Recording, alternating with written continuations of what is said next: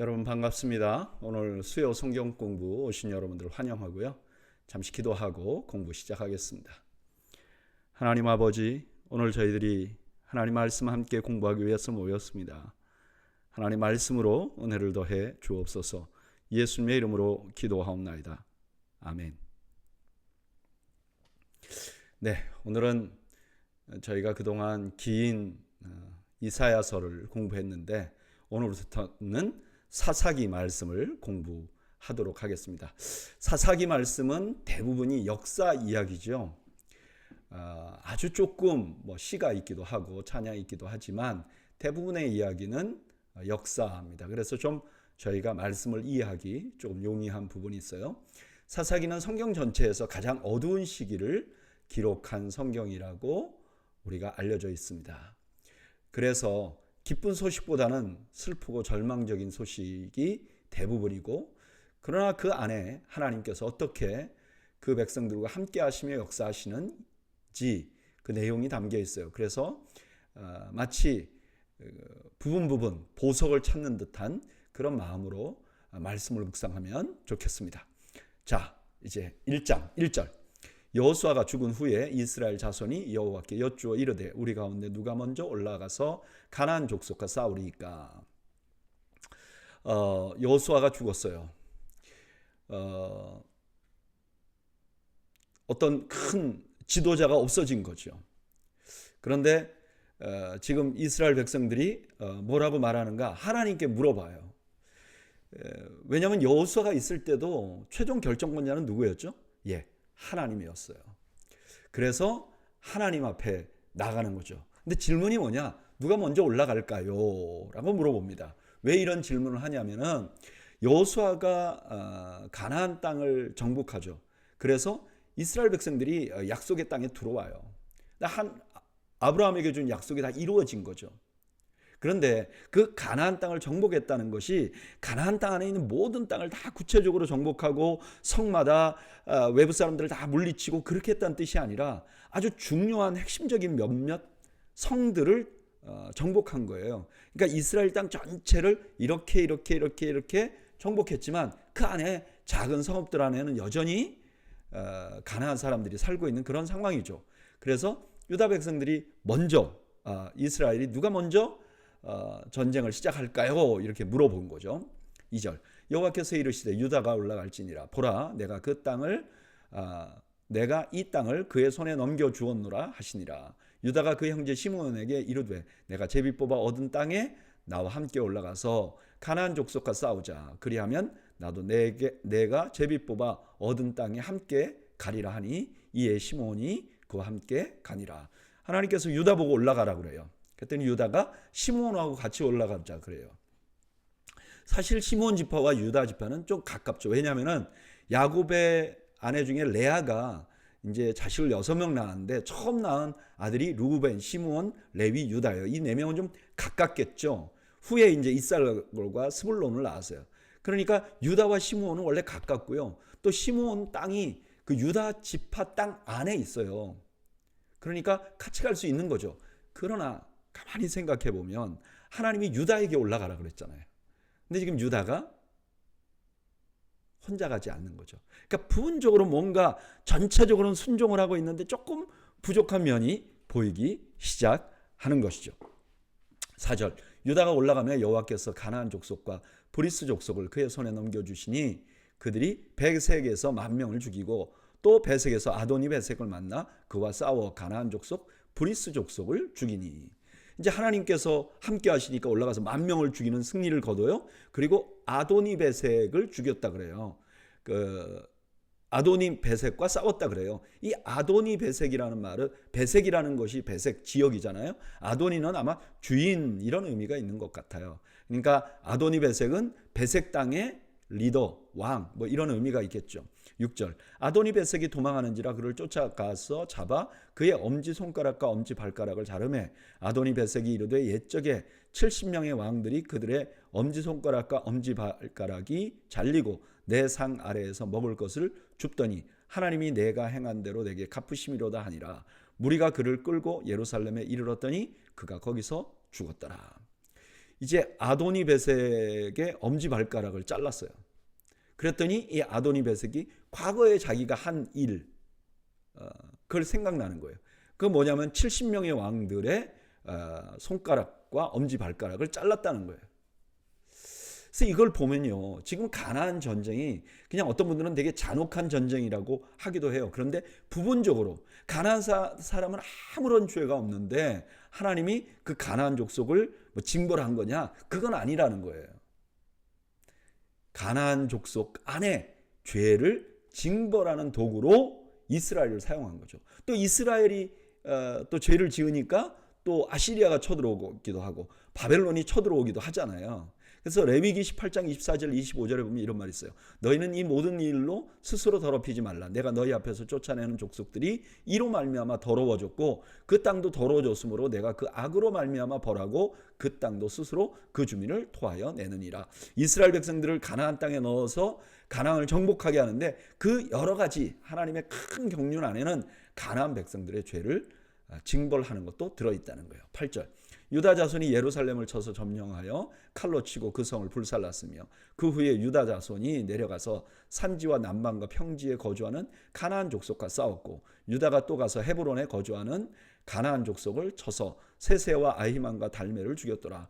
헤브론의 본 이름은 기럇 아르바였더라. 유다 지파가 이제 여세를 몰아서 예루살렘하고 또 헤브론도 정복합니다. 근데 여기 예루살렘은 사실 원래 처음에 이제 땅을 분배받을 때는 그 여호수아 18장 6절에 보면 베냐민 지파의 땅으로 이렇게 받았단 말이에요. 그런데 이 지역이 아마 유다와 베냐민 아마 경계 지역이었던 것 같아요. 그러니까 유다 지파가 정복하면서 올라가서 맞아 정복한 그런 상황이 되었다 하는 뜻으로 하는 것으로 말씀을 전하고 있어요. 오늘 우리가 읽은 본문은요, 여호수아가 죽은 후로부터 역사가 시작돼요. 여호수아가 죽자 이스라엘 백성들은 전쟁을 마무리하기 위해서 하나님께 누가 먼저 올라갈까요? 하나님이 누가를 지목했고 유다는 전쟁을 했고 유다는 베색에서 아도니 베색을 죽입니다. 근데 여기 아주 중요한 말씀이 나와요. 아까도 살펴봤지만 7절에 아도니 베색이 이르되 옛적에 70명의 왕들이 그들의 엄지손가락과 엄지발가락이 잘리고 내 상 아래서 먹을 것을 줍더니 하나님이 내가 행한 대로 내게 갚으심이로다. 누구도 하나님을 믿지 않고 있는 상황이에요. 그런데 그 땅에 일어난 일을 하나님이 다 보고 계셨고 그리고 결국 아도니 베색에게 갚았다고 아도니 베색이 고백하는 거죠. 우리는 하나님을 자기 백성만 보고 경계하고 징계하고 또 이끌어주고 승리하게 하시는 지엽적인 하나님으로 생각하기가 쉬워요. 근데 하나님은요, 이스라엘 백성들이 아직도 가나안 땅에서 그 애굽에서 종살이하고 그 다음에 광야에서 헤매는 그때에도 가나안 땅을 이미 보고 계시고 통치하고 계셨던 하나님이세요. 그리고 그때 잘못했던 아도니 베색의 죄악을 다 기억해 놨다가 공의로 심판하시는 하나님이라는 거예요. 여러분, 하나님은요, 온 세상을 통치하시고 온 세상을 공의로 다스리시는 분이세요. 저는 저와 여러분들이 이 사실을 신뢰하기 바랍니다. 우리가 세상을 보잖아요. 한국을 보고 우리 미국을 보고 또 전 세계를 보면요, 불합리한 일이 너무너무 많아요. 공의롭지 못한 일이 너무너무 많은 것 같아요. 그래서 그것 때문에 막 화가 나기도 하고 또 막 절망하기도 하고 그러죠.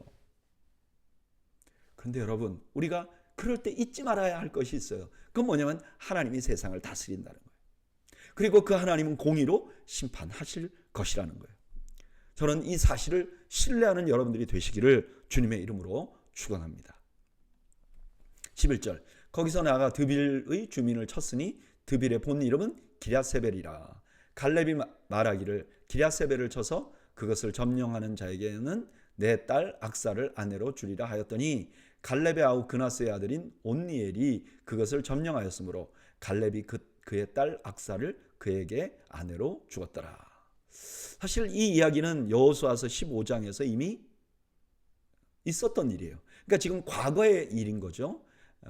갑자기 과거의 일을 말해요. 그리고 14절, 악사가 출가할 때 그에게 청하여 자기 아버지에게 밭을 구하고자 하고 나귀에서 내림에 갈렙이 묻되 내가 무엇을 원하느냐 하니 이르되 내게 복을 주소서 아버지께서 나를 남방으로 보내시니 샘물도 내게 주소서 하며 갈렙이 윗샘과 아랫샘을 그에게 주었더라. 좀 이 말씀이 좀 재미있고 이해가 잘 안 되는 부분이 있어요. 14절을 보면 밭을 구하겠다 그러잖아요. 그리고 가서는 정작 샘을 구해요. 뭐 여러 가지 이제 이거에 대한 의견이 있는데 저는 그냥 개인적으로 밭을 구했는데 그건 이제 갈렙이 그래 내가 너 밭을 줄게 그랬더니 아버지 밭은 있는데 샘물이 없습니다 이렇게 구한 것이 아닌가 하는 생각이 듭니다. 16절 모세 장인은 갠 사람이라 그의 자손이 유다 자손과 함께 종려나무 성읍에서 올라가서 아랏 남방의 유다 황무지에 이르러 그 백성 중에 거주하니라. 여기 모세 장인은 모세가 이제 당연히 광야에 있을 때 그들과 함께 살았고 그 다음에 출애굽한 뒤에 모세 장인이 모세를 찾아와서 굉장히 큰 지혜를 주잖아요. 그래서 이렇게 혼자서 다 처리하지 말고 전체 이스라엘 백성들에게 조직을 만들라 이런 조언을 해줬잖아요. 그래서 아마 갠 사람들하고 유다 사람들은 아주 좋은 관계를 유지했던 것 같아요. 이걸 왜 보여주는가? 이제 후에 가면 이스라엘 백성들이 가나안에 있는 사람들과 함께 살지 말라 그러고 또 그거에 대해서 막 책망하거든요. 결혼한 것도 책망하고 그래서 함께 우상 숭배한 것도 책망하고. 근데 하나님의 본 뜻은 그 종족을 차별하는 뜻이 아니라는 거예요. 그들이 이방 종교를 믿기 때문에 그렇다는 거예요. 여기 보면 아마 갠 사람들은 이스라엘과 함께 거주하면서 이스라엘 문화에 잘 녹아들었던 것 같아요. 그러니까 하나님을 섬기고 그랬던 것 같아요. 그러니까 그 백성들과 함께 잘 살 수 있는 길도 있는 거죠. 그게 뭐예요? 하나님을 함께 섬기는 거예요. 이렇게 먼저 말씀하는 거죠. 17절 유다가 그의 형제 시므온과 함께 가서 스밧에 거주하는 가나안 족속을 쳐서 그것을 진멸하였으므로 그 성읍의 이름을 호르마라 하니라. 유다가 또 가사 및 그 지역과 아스글론 및 그 지역과 에글론 및 그 지역을 점령하였고 여호와께서 유다와 함께 계심으로 그가 산지 주민을 쫓아내었으나 골짜기의 주민들은 철병거가 있으므로 그들을 쫓아내지 못하였으며 17절 18절은 이해가 되는 부분이잖아요. 근데 19절을 보면 조금 이해가 어려워요. 왜냐하면 하나님이 유다와 함께 하셔서 다 이겼어요. 근데 철병거가 있었기 때문에 쫓아내지 못했다는 거예요. 아니 하나님이 철병거 있으면 쫓아내지 못하는가? 우리 이것을 이야기해서 세 가지 성경 말씀을 좀 이해하고 있으면 좋아요. 여호수아서 17장 18절에 보면 이런 말이 있었어요. 가나안 족속이 비록 철병거를 가졌고 강할지라도 내가 능히 그를 쫓아내리라. 이길 수 있다고 말했잖아요. 그리고 사사기 3장 2절 이제 좀 앞으로 나오는 말씀이지만 거기 보면 이스라엘 자손의 세대 중에서 아직 전쟁을 알지 못하는 자들에게 그것을 가르쳐 알게 하려 하사 남겨두신 이방 민족들은 그러니까 이방인들이 있는데 그게 하나님이 이스라엘 백성들을 테스트하기 위해서 남겨뒀다는 거예요. 고난을 주기 위해서 남겨뒀다는 거예요. 그리고 출애굽기 23장 29절에 그러나 그 땅이 황폐하게 되므로 들짐승이 번성하여 그들을 해할까 하여 1년 안에는 그들을 내 앞에서 쫓아내지 아니하고 갑자기 그 가나안 백성들이 다 쫓아내면 거기 인구가 너무 적어져서 이제 야생 짐승들에게 위험을 가질 수도 있잖아요. 그래서 놔두라고 했다. 뭐 이런 말씀들이 있어요. 그래서 이걸 종합해 보면 하나님께서 철병거를 가진 사람들이 힘이 없어서 쫓아내지 못한 것이 아니라 이스라엘 백성들을 테스트하기 위해서 그냥 남겨놓고 그동안 그 가나안 땅을 잘 관리하려고 그렇게 하셨다고 우리가 이해할 수 있는 거죠. 20절 그들이 모세가 명령한 대로 헤브론을 갈렙에게 주었더니 그가 거기서 아낙의 세 아들을 쫓아내었고 베냐민 자손은 예루살렘에 거주하는 여부수족을 쫓아내지 못하였으므로 여부수 족속이 베냐민 자손과 함께 오늘까지 예루살렘에 거주하니라. 유다 지파도 쫓아내지 못했잖아요. 근데 베냐민 지파도 쫓아내지 못한 가나안 사람들이 있었어요. 오늘 본문에는 갈렙의 딸 악사가 셈을 받는 장면으로 시작합니다. 그리고 유다와 베냐민 지파가 땅을 정복하는 장면이 나와요. 그런데 이 기록 중에 우리가 아까도 살펴봤지만 유다가 철병거가 있어서 쫓아내지 못했다 하는 장면이 나옵니다. 저는 이 장면 묵상하면서 왜 이런 일이 있을까? 결론은 뭐냐면은 하나님은 가나안 정복을 이기게 하기 위해서 필요한 신이 아니라 하나님은 주인이고 통치자이시고 그 경영하는, 온 세상을 경영하는 하나님이시라는 것을 보여주기 위해서 이렇게 했다고 저는 생각을 합니다. 보세요. 우리 하나님이 전능하세요. 그래서 원하시면 거기 족속들을 다 쫓아낼 수 있어요. 그러면 하나님이 우리가 원하면 다 쫓아내주면 하나님이 우리의 애로사항을 처리하는 분같이 느껴질 수가 있잖아요. 근데 그게 아니라는 거예요. 하나님께서는 하나님의 뜻이 있는 거예요. 그래서 어떤 때는 이 철병거를 가진 족속들이 거기 남아 있어야 좋아. 어떤 거는 그게 없어야 좋아요. 하나님이 결정하시고 하나님이 하는 거예요. 우리는 어떻게 돼요? 우리가 오히려 순종해야 되는 게 맞는 거죠. 여러분, 하나님은요, 우리를 괴롭히는 모든 사람을 제거해 주실 수 있는 힘이 있으세요. 그러나 때로 우리가 그 괴롭히는 사람 앞에서 그리스도인다운 삶을 살기를 기대해서 그들을 남겨두시기도 하시는 분이세요. 중요한 것은 내 앞에 대적들을 없애거나 놔두는 것이 아니라 하나님의 뜻대로 우리가 순종하는 것이 중요하고, 하나님이 하시는 일에 우리가 복종하고 그의 뜻에 따라서 살려고 하는 것이 중요하다는 거죠. 이겨도 주님 뜻대로 되면 감사, 저도 주님 뜻대로 되면 감사, 악이 제거돼도 주님 뜻대로 된 것이면 감사, 그 악 안에서 내가 견뎌야 한다면 그렇게 해 주시는 것도 감사. 저는 우리가 하나님을 우리의 불편한 부분을 제거하는 도구로 사용하지 않기를 축복합니다. 22절, 요셉 가문도 베델을 치러 올라가니 여호와께서 그와 함께 하시니라. 요셉 가문이 베델을 정탐하게 하였는데 그 성읍의 본 이름은 루스더라. 이번에는 이제 요셉 가문이 베델을 정복한 이야기를 합니다. 하나님이 그들과 함께 하셨어요. 그러니까 당연히 이기는 거죠. 근데 그 베델이라는 동네는 원래 루스라는 동네였어요. 근데 왜 베델로 부르냐? 야곱이 거기를 지나가다가 돌베개 베고 자다가 그래서 하나님을 만나잖아요. 그래서 거기에 여기가 하나님의 집이다. 그래서 베델이라고 이름을 바꿔 부른 거죠. 24절, 정탐꾼들이 그 성읍에서 한 사람이 나오는 것을 보고 그에게 이르되 청하노니 이 성읍의 입구를 우리에게 보이라. 그리하면 우리가 내게 선대하리라 하며 그 사람이 성읍의 입구를 가리킨지라. 이에 그들이 칼날로 그 성읍을 쳤으되 오직 그 사람과 그의 가족을 놓아보내며 그 사람이 햇사람들의 땅에 가서 성읍을 건축하고 그것의 이름을 루스라 하였더니 오늘까지 그것 이름이 되니라. 그럼 라합과 굉장히 유사한 일이 벌어졌잖아요. 정탐꾼들이 있고 정탐꾼이 우리를 도와주면 너를 선대하겠다 그랬는데 알려줘서 살려줬다는 거예요. 여기까지는 괜찮아요. 근데 그 다음에 뭐냐면 이 사람이 거기에서 살면서 그 땅 이름을 다시 루스라고 불렀다는 거예요. 라합은 이스라엘과 합류돼서 하나가 됐잖아요.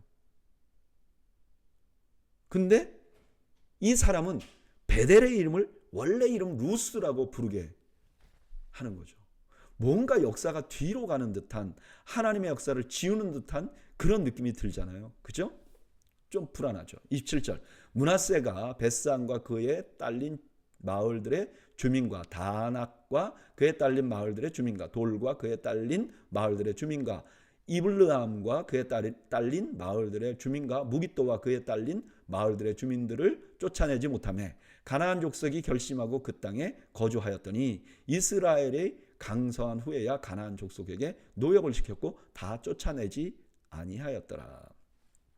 이제 므낫세가 쫓아내지 못한 그 사람들을 말하는데 처음에는 쫓아내지 못했다고 했는데 나중에는 보면 쫓아내지 않았다고 말해요. 그러니까 쫓아내는 것에 자기들의 힘도 없었지만 하나님 앞에 반드시 쫓아내겠다고 막 그렇게 안 했다는 것을 보여주는 거죠. 29절, 에브라임이 게셀에 거주하는 가나안 족속을 쫓아내지 못하며 가나안 족속이 게셀에서 그들 중에 거주하였더라. 스불론과 그 다음에 31절 아셀 족속이 쫓아내지 못한 지역들을 말해요.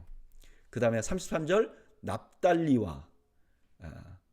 납달리가 쫓아내지 못한 백성을 말해요.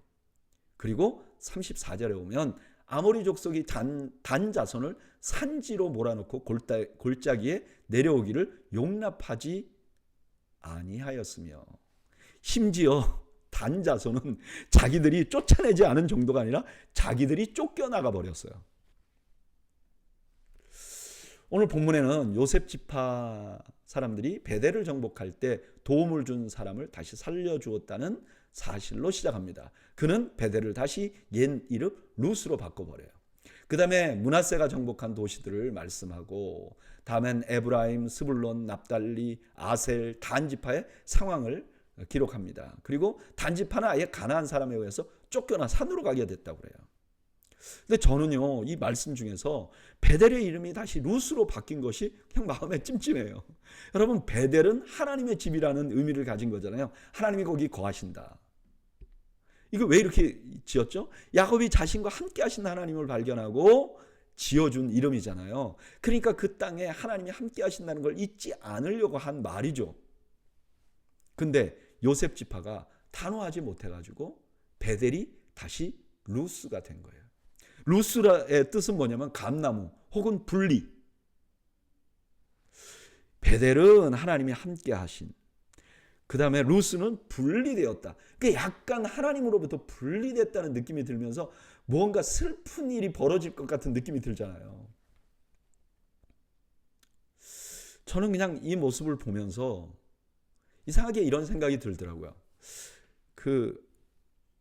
지금 거기가 루스였잖아요. 하나님과 분리된 땅이었잖아요. 그런데 야곱이 거기를 베델이라고 지었다고요? 하나님이 함께 하셨어요. 그럼 끝난 것 같잖아요. 근데 아주 조그만 틈으로 다시 루스로 돌아가게 만들려고 조그만 틈이 들어와서 결국은 자리를 잡고 그곳 이름을 다시 루스로 바꿔버려요.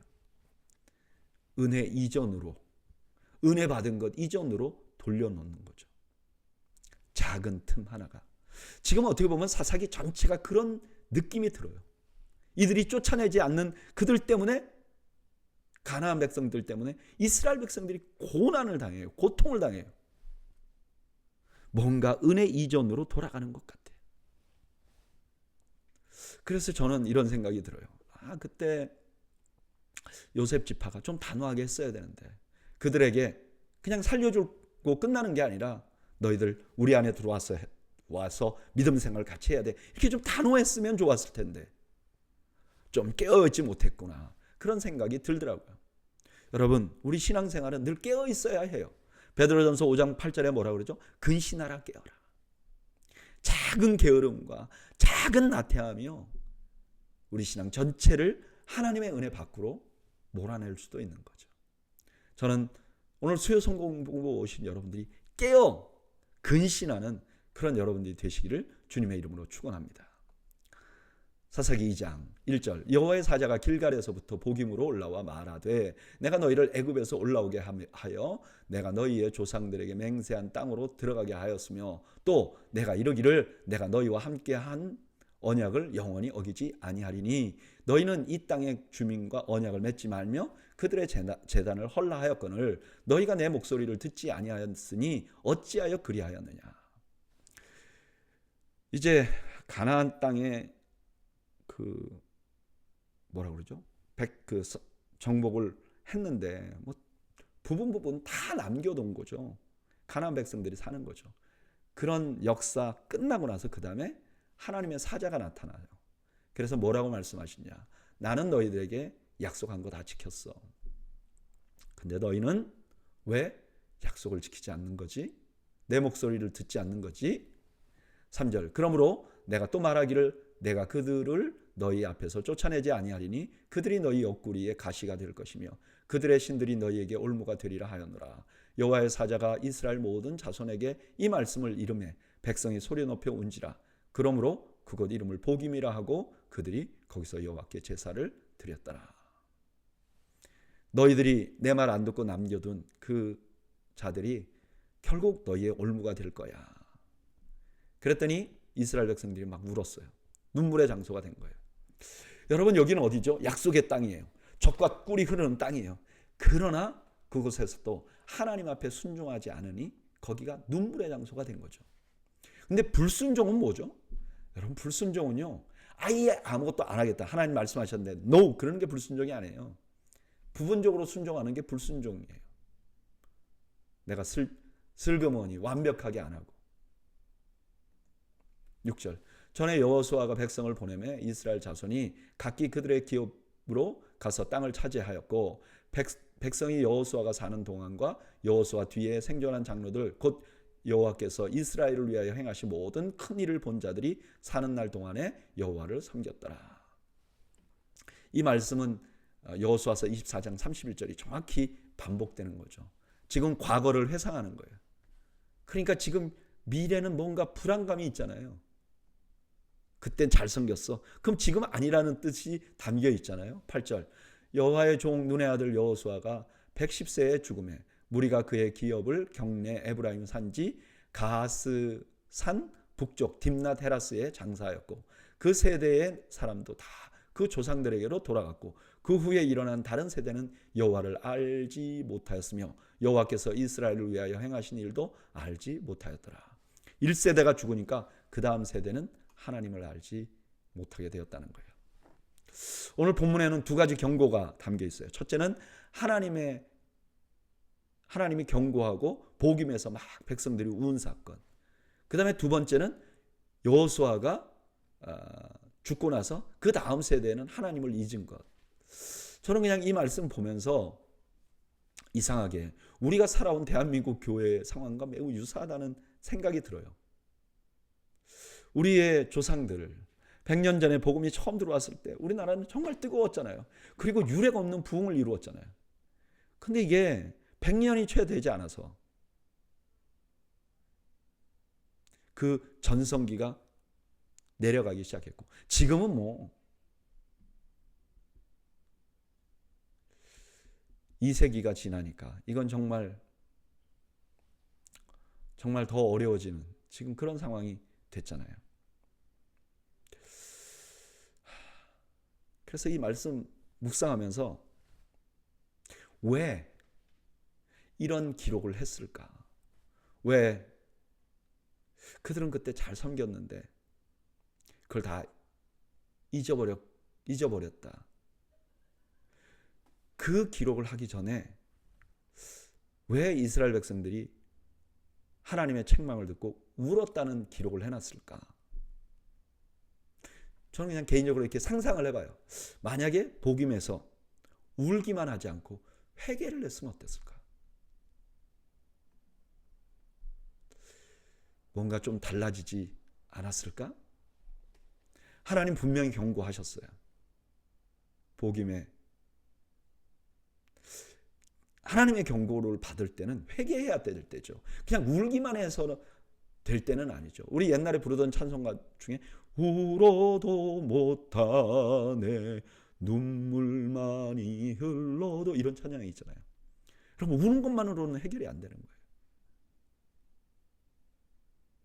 회개운동이 일어나야 되는 거죠. 만약에 회개운동이 일어났다면 그 다음 세대에 희망이 있지 않았을까? 저는 한국에 있을 때 혹은 지금 미국에 와서도 부흥을 꿈꾸는 많은 목사님들이 있어요. 하나님 이 땅에 부흥을 일으켜 주옵소서. 그런 목사님들을 많이 만나봐요. 근데 우리가 모든 목사님들이 동일하게 생각하는 게 있어요. 뭐냐면은 진정한 부흥은 회개로부터 오는 거예요. 우리가 개인적으로 신앙의 부흥이 오기를 원하잖아요. 그럼 회개 역사가 일어나야 돼요. 여러분, 우리 더웨이 교회가 부흥이 일어나려고 하면요, 회개 역사가 일어나야 돼요. 내가 잘못했어요. 내가 문제입니다. 하나님 나를 도와주세요. 저는 회개를 소중하게 여길 줄 아는 저와 여러분들이 되시기를 축복합니다. 11절, 이스라엘 자손이 여호와의 목전에 악을 행하여 바알들을 섬기매. 이제 염려하던 일이 생긴 거죠. 12절 애굽 땅에서 그들을 인도하여 내신 그들의 조상의 하나님 여호와를 버리고 다른 신들 곧 그들의 주위에 있는 백성들의 신들을 따라 그들에게 절하며 여호와를 진노하시게 하였으되 곧 그들이 여호와를 버리고 바알과 아스다롯을 섬겼으므로. 여기 11절에 여호와 목전에 악을 행하였다. 악은 라라는 히브리어거든요. 근데 이 악이라는 말이 재앙이라는 단어와 똑같은 말이에요. 똑같은 말인데 악으로도 쓰이고 재앙으로도 써요. 근데 오늘 본문에 보면 이스라엘 자손이 여호와의 목전에 악을 행했다 그랬잖아요. 15절에 보면 하나님이 그들에게 재앙을 주었다 그러는데 악을 준 거예요. 왜 이렇게 악행을 했는가? 그들이 바알과 아세라 신을 섬겼다 그래요. 바알은 폭풍의 신이고 아세라는 다산과 전쟁의 신이에요. 왜 섬겼는지 알겠죠? 하나님이 아니라 풍요를 함께 갖기를 원했던 거죠. 14절 여호와께서 이스라엘에게 진노하사 노략하는 자의 손에 넘겨주사 그들이 노략을 당하게 하시며 또 주위에 있는 모든 대적의 손에 팔아넘기심에 그들이 다시는 대적을 당하지 못하였으며 그들이 어디로 가든지 여호와의 손이 그들에게 재앙을 내리시니 곧 여호와께서 말씀하신 것과 같고 여호와께서 그들에게 맹세하신 것과 같아서 그들의 괴로움이 심하더라. 하나님의 손이 그들과 함께 했는데 재앙을 내렸어요. 왜냐? 그들이 하나님께 악을 행했기 때문에. 이게 신명기 말씀 그대로 이루어지는 거죠. 신명기 28장 15절 16절 내가 만일 내 하나님 여호와의 말씀을 순종하지 아니하여 내가 오늘 내게 명령하는 그의 모든 명령과 규례를 지켜 행하지 아니하면 이 모든 저주가 내게 임하며 내게 이를 것이니 내가 성읍에서도 저주를 받고 들에서도 저주를 받을 것이다. 하나님께 순종하지 않으니까 하나님의 손이 그들에게 함께한 것이 오히려 재앙이 되었다는 거죠. 16절 여호와께서 사사들을 세우사 노략자의 손에서 그들을 구원하게 하셨으나 그들이 그 사사들에게도 순종하지 아니하고 오히려 다른 신들을 따라 음행하며 그들에게 절하고 여호와의 명령을 순종하던 그들의 조상들이 행하던 길에서 속히 치우쳐 떠나서 그와 같이 행하지 아니하였더라. 그들이 악을 행하는 상황에서도 하나님은요 사사를 보내요. 그러니까 사사가 있는 것 자체는 하나님이 아직도 이 땅을 버리지 않고 사랑한다는 증표가 되는 거죠. 근데 그들이 사사에게도 순종을 하지 않아요. 이 습관이 나중에 하나님께서 그 아들을 보내셔도 순종하지 않는 거죠. 18절 여호와께서 그들을 위하여 사사를 세우실 때에는 그 사사와 함께 하셨고 그 사사가 사는 날 동안에는 여호와께서 그들을 대적의 손에서 구원하셨으니 이는 그들이 대적에게 압박과 괴롭게 함을 받아 슬피 부르짖음으로 여호와께서 그 뜻을 돌이키심이거늘. 사사들이 세워질 때 하나님이 그들과 함께 하셨어요. 그래서 그들의 대적들의 손에서 그들을 구원하셨어요. 왜 하나님이 사사들을 보냈는가? 하나님께서 그들이 고통받으며 부르짖는 소리를 들으시고 뜻을 돌이키셨기 때문이라는 거예요. 19절 그 사사가 죽은 후에는 그들이 돌이켜 그들의 조상들보다 더욱 타락하여 다른 신들을 따라 섬기며 그들에게 절하고 그들의 행위와 패역한 길을 그치지 아니하였으므로 여호와께서 이스라엘에게 진노하여 이르시되 이 백성이 내가 그들의 조상들에게 명령한 언약을 어기고 나의 목소리를 순종하지 아니하였은즉 나도 여호수아가 죽을 때에 남겨둔 이방 민족을 다시는 그들 앞에서 하나도 쫓아내지 아니하리니. 사사가 죽잖아요. 그럼 타락해. 그래서 사사기의 시대는 점점 어두워지는 거예요. 왜냐하면 죄 짓고요. 하나님이 구원해 줬잖아요. 그래서 잘 살다가 사사가 죽으면 더 타락해. 그러면 더 벌을 받아. 더 나빠지는 거죠. 하나님의 대응은 쫓아내지 않는 거예요. 이방인들. 여러분, 그들이 이방인들을 쫓아내기 싫어했잖아요. 그 쫓아내기 싫어한 것을 하나님의 명령을 어긴 거죠. 근데 그것이 그들에게 고통이 되도록 하시겠다는 거예요. 22절 이는 이스라엘이 그들의 조상들이 지킨 것 같이 나 여호와의 도를 지켜 행하나 아니하나 그들을 시험하려 함이라 하시니라. 여호와께서 그 이방 민족들을 머물러 두사 그들을 속히 쫓아내지 아니하였으며 여호수아의 손에 넘겨주지 아니하셨더라. 그들이 하나님의 말씀을 순종하나 안 하나를 시험한다고 하십니다. 여기 시험은 시련을 말해요. 그 거기 둔 사람들이 시련을 막 그러니까 이스라엘 괴롭혀. 그래가지고 이들이 하나님의 명령을 지키는가 안 지키는가 보겠다는 거예요. 그리고 여호수아 때 남겨두었던 상황처럼 그 주요한 성읍들을 정복하지 않고 중요한 성읍들만 정복하고 그냥 놔둔 상태를 유지하겠다고 말씀하는 거죠. 사사기 2장 11절에서 23절까지는 사사기 전체의 개요를 보여주는 것 같아요. 1절부터 15절까지 보면 이렇죠. 이스라엘이 악을 행하니 하나님께서 재앙을 그들에게 내리신다. 여기에 악과 재앙이 같은 단어라고 그랬잖아요. 하나님께서 행하시는 대로 갚아주시는다 하는 분까지 보이잖아요. 근데 16절부터 23절까지는 그렇게 행한 대로 갚아주려고 하는 하나님께서 그 악을 행하는 그 백성들에게 그냥 행한 대로만 갚아준 게 아니에요. 뭘 하셨죠? 그들의 고통 소리를 들으셨어요. 그리고 뜻을 돌이키셨어요. 사사들을 보내셨어요. 사사를 보내심은 하나님의 사랑의 표징이에요. 근데 그 사사가 죽으면 또 악을 행해요. 이게 반복되는 게 사사기의 역사죠. 여기서 사사의 존재가 하나님의 사랑의 표징이라고 우리가 보았잖아요. 그렇다면 사사기는요, 우리가 얼마나 희망이 없는 자들인가를 보내주신가 동시에 하나님께서는 이렇게 희망이 없는 자들을 위해서 무엇을 하셨는지를 보여줘요. 뭘 하셨죠? 첫째는 고통 소리를 들으셨어요. 이건 너무 좋은, 너무 감사한 일이잖아요. 하나님이요, 하나님의 말씀에 순종하고 하나님께 따라오고 선한 일만 하고 그런 사람의 소리만 듣는 게 아니에요. 여전히 죄 가운데 있고 여전히 하나님 말씀 제대로 순종하지 않는 자들도 고통 속에서 부르짖으면 그 소리를 들으신다는 거예요. 그리고 듣고 끝나는 게 아니에요. 사사를 보내주신다는 거예요. 결국은 누구까지 보내셨죠? 그 아들까지 보내셨어요. 여러분, 우리 하나님은 행한 대로 갚으시기도 하세요. 그러나 행한 대로 갚으시기만 하는 분은 아니세요. 하나님은 행한 대로 갚으시지만 그럼에도 불구하고 우리의 기도 소리에 귀를 기울이시고 우리를 구원하시는 하나님이세요. 그래서 저는 오늘 수요 성경부 오신 여러분들이 하나님 앞에 기도하는 여러분들 되시길 바랍니다. 아무리 내가 잘못해도 아무리 상황이 절망적이라도 기도하기를 놓지 않는 여러분들이 되시길 바랍니다. 왜요? 하나님 들으신다니까요. 하나님이 들으세요. 3장 1절 여호와께서 가나안의 모든 전쟁을 알지 못한 이스라엘을 시험하라 하시며 이스라엘 자손의 세대 중에서 아직 전쟁을 알지 못하는 자들에게 그것을 가르쳐 알게 하려 하사 남겨두신 이방 민족들은 블레셋의 5 군주들과 모든 가나안 족속과 시돈 족속과 바알 헤르몬 산에서부터 하맛 입구까지 레바논 산에 거주하는 히위 족속이라.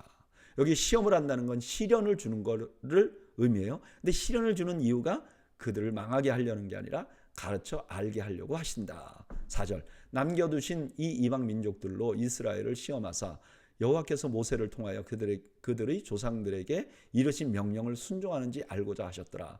그러므로 이스라엘 자손은 가나안 족속과 헷 족속과 아모리 족속과 브리스 족속과 히위 족속과 여부수 족속 가운데 거주하면서 그들의 딸들을 맞아 아내로 삼으며 자기 딸들을 그들의 아들들에게 주고 또 그들의 신들을 섬겼더라.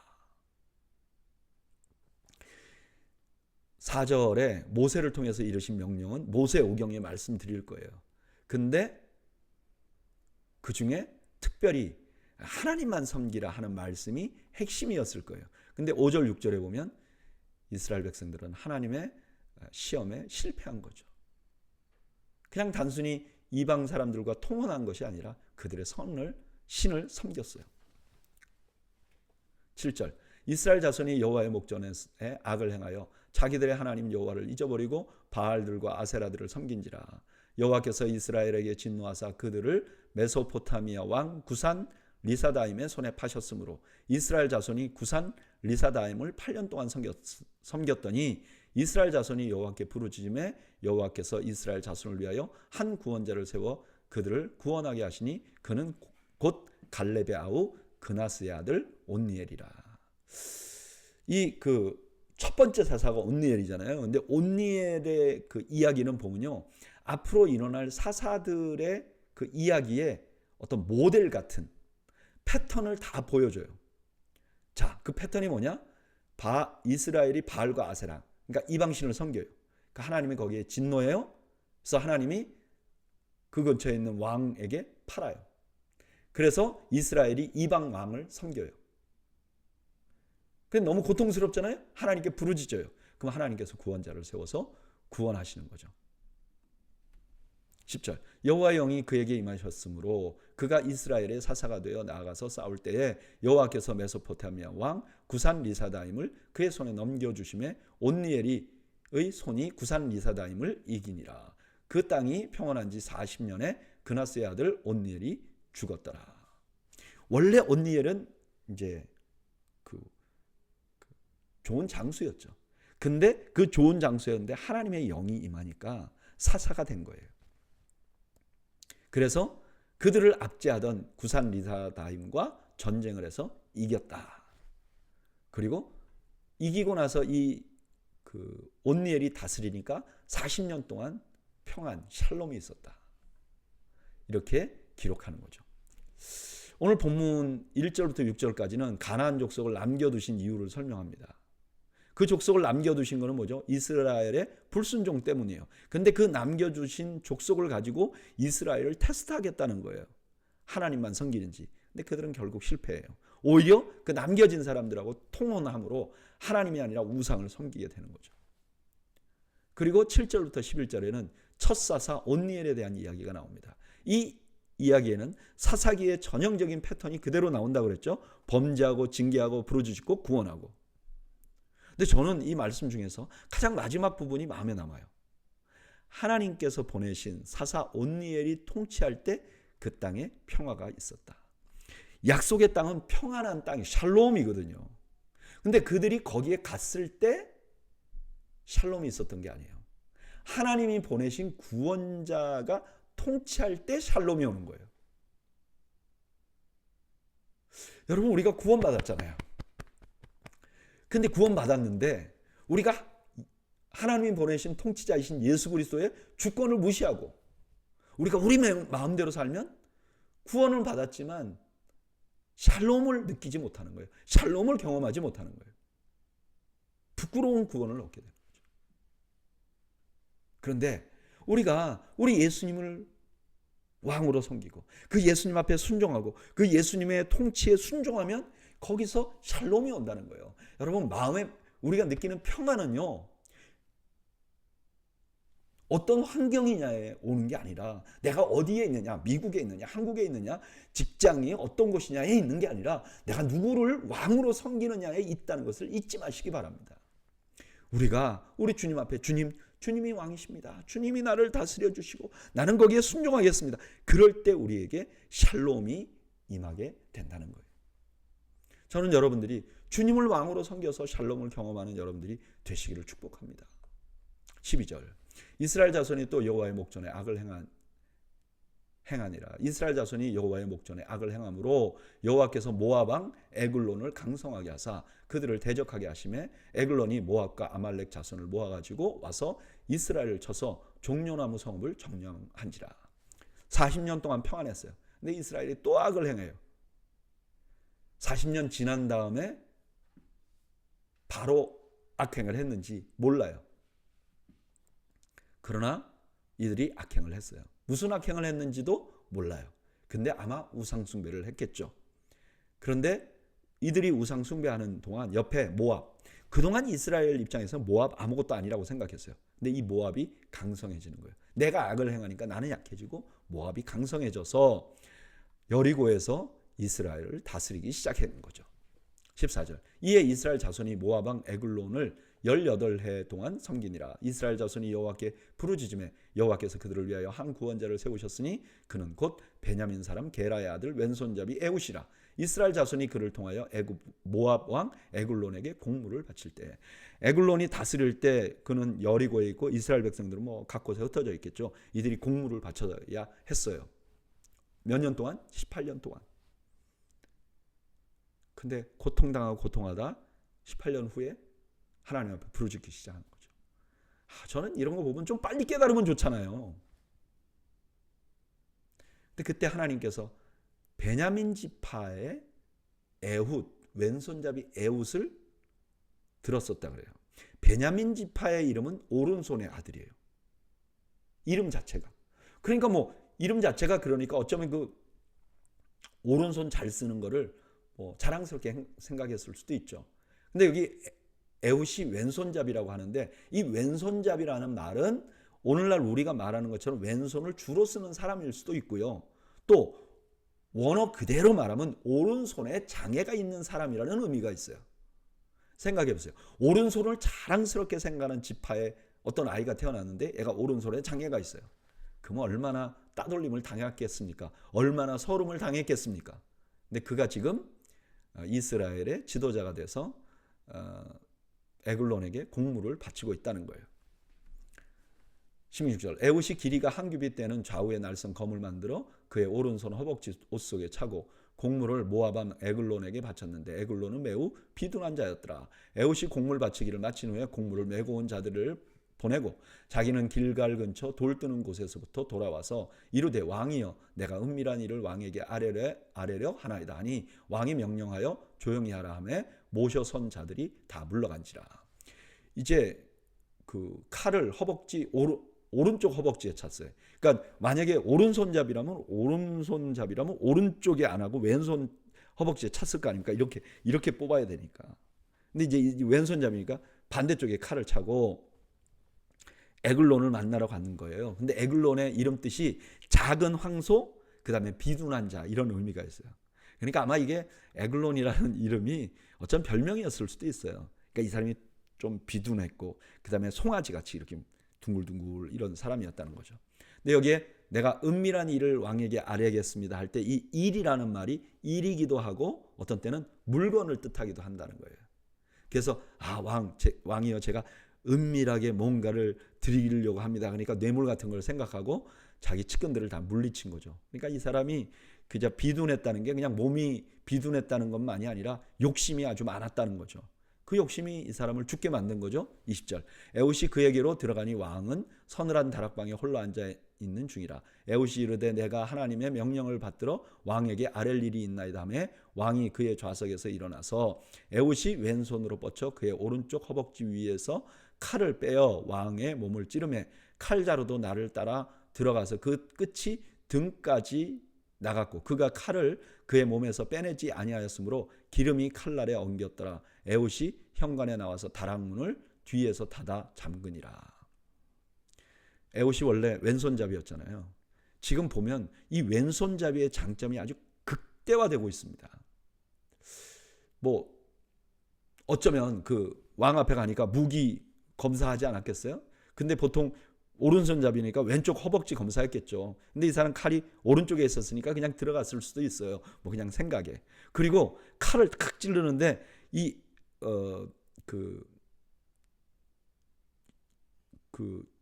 왕도 그 굉장히 그 전쟁에 오래 있었던 사람이잖아요. 그러니까 이 사람이 순간적으로 어디로 피해야 되겠어요? 오른손잡이면 오른쪽으로 피해야지 좀 칼을 덜 맞을 것 아닙니까? 근데 그곳에 에훗의 왼손 칼이 딱 있어서 찔르니까 이게 아주 깊이 들어가 버린 거죠. 24절 에훗이 나간 후에 왕의 신하들이 들어와서 다락방 문들이 잠겨 있음을 보고 이르되 왕이 분명히 서늘한 방에서 그의 발을 가리고 오신다 하고 그들이 오래 기다려도 왕이 다락문을 열지 아니하는지라 열쇠를 가지고 열어본즉 그들의 군주가 이미 땅에 엎드려져 죽었더라. 아마 여기 발을 가리운다는 것은 대변을 보는 걸 의미해요. 이게 뭐 사람이 죽으면 대변을 보죠. 이 사람 비둔했으니까 많이 본 것 같아요. 그래서 냄새가 막 가득하니까 우리 왕이 똥 싼다 뭐 이렇게 생각하고 있었겠죠. 근데 이게 시간을 끌어준 거예요. 에훗이 도망갈 수 있는 시간. 26절 그들이 기다리는 동안에 에훗이 피하여 돌 뜨는 곳을 지나 스이라로 도망하니라. 그가 이르러 에브라임 산지에서 나팔을 불매 이스라엘 자손이 산지에서 그를 따라 내려오니 에훗이 앞서가며 그들에게 이르되 나를 따르라. 여호와께서 너희의 원수들인 모압을 너희 손에 넘겨 주었느니라 하며 무리가 에훗을 따라 내려가며 모압 맞은편 요단강 나루를 장악하여 한 사람도 건너지 못하게 하였고, 이제 에훗이 나팔을 불어 전쟁에 참여할 것을 호소하는 거죠. 모병을 하는 거죠. 에훗이 한 말이 뭐예요? 하나님께서 저들을 우리 손에 붙였다. 이거 여호수아에게 하나님이 한 말씀 그대로 하는 거죠. 29절. 그때 모압 사람이 약 10,000명을 죽였으니 모두 장사여 모두 용사라 한 사람도 도망하지 못하였더라. 그날의 모압이 이스라엘을 수하에 굴복하며 그 땅이 80년 동안 평안하였더라. 에훗 후에는 아낫의 아들 삼갈이 있어 소 모으는 막대기로 블레셋 사람 600명을 죽였고 그도 이스라엘을 구원하였더라. 대승리를 얻고 80년 동안 평안했다. 그리고 그 다음에 작은 사사 한 사람을 소개하는데 에훗 후에 삼갈이라는 사람이 나타나는데 이 사람은 칼도 없었어요. 그러니까 소 모으는 막대기로 블레셋 사람 600명을 죽였다. 그리고 그도 이스라엘을 구원하였다. 이렇게 나옵니다. 오늘 본문은 모압으로부터 이스라엘을 구원한 에훗에 대한 이야기예요. 에훗은 베냐민 지파의 왼손잡이라고 말합니다. 아까 말씀드렸죠. 베냐민 지파는 오른손의 아들이라는 이름. 그런데 왼손잡이는 오른손에 장애가 있다는 의미를 품고 있어요. 그러니까 동네에서 부모님들이 얼마나 창피하게 여겼겠어요. 그리고 자신도 이 오른손을 늘 감추고 싶어 했을 거예요. 근데 그의 장애는 에글론을 죽이는데 너무나 유용하게 사용됩니다. 아마도 아까 제가 그냥 상상으로 말씀드렸듯이 무기를 가졌는데 검사하는 것도 쉽게 통과하고 그 다음에 에글론이 이렇게 피할 때 찌르는 것도 훨씬 더 유리하도록 그렇게 했을 거예요. 하나님은 왜 멀쩡한 사람 놔두고 이렇게 장애가 있는 에훗을 사용했을까? 고린도전서 1장에 그 답이 있죠. 하나님께서 세상에 천한 것들과 멸시받는 것들과 없는 것들을 택하사 있는 것들을 패하게 하려 하시니 이는 아무 육체도 하나님 앞에 자랑하지 못하게 하려 하십니다. 자랑 못하게 하려고 흠이 있는 사람들 쓰신다는 거예요. 저는 이 말씀이 너무 좋더라고요. 내가 흠이 있으면 하나님 앞에 쓰임받을 수 있는 기회가 생긴 거잖아요. 내가 연약한 부분이 있으면 그 연약한 부분 때문에 하나님 나를 쓰실 가능성이 있는 거잖아요. 내가 세상에는 부족함이 있고 단점이 있고 흠이 있으면 세상 사람들은 안 쓰려고 하죠. 근데 하나님은 그런 자세를 쓰시려고 하기 때문에 내게 있는 흠이나 부족함이 단점이 되는 것이 아니라 기회가 되는 거죠. 하나님 앞에서. 저는 너무 감사하더라고요. 나의 단점과 부족함에도 불구하고 나를 사용하시는 하나님. 그 하나님이 나의 하나님이라서 저는 행복합니다. 오늘 수요 성경 공부 나오신 여러분, 여러분들의 삶에도 연약함이 있고 부족함이 있다면 기뻐하십시오. 하나님이 여러분들을 사용하실 것입니다. 그리고 하나님께서 홀로 영광을 받으실 것입니다. 기도하겠습니다. 하나님 아버지, 연약한 자들을 사용하신 하나님을 높이고 그 하나님께 쓰임받을 수 있음을 감사합니다. 하나님,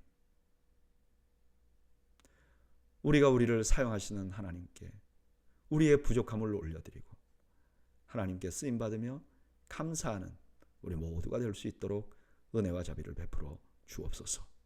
감사합니다. 예수님의 이름으로 기도하옵나이다. 아멘. 이상으로 오늘 수요 성경부를 모두 마쳤습니다. 여러분들 가정에 주께서 주시는 큰 평강이 함께 하시기를 주의 이름으로 축원합니다. 감사합니다.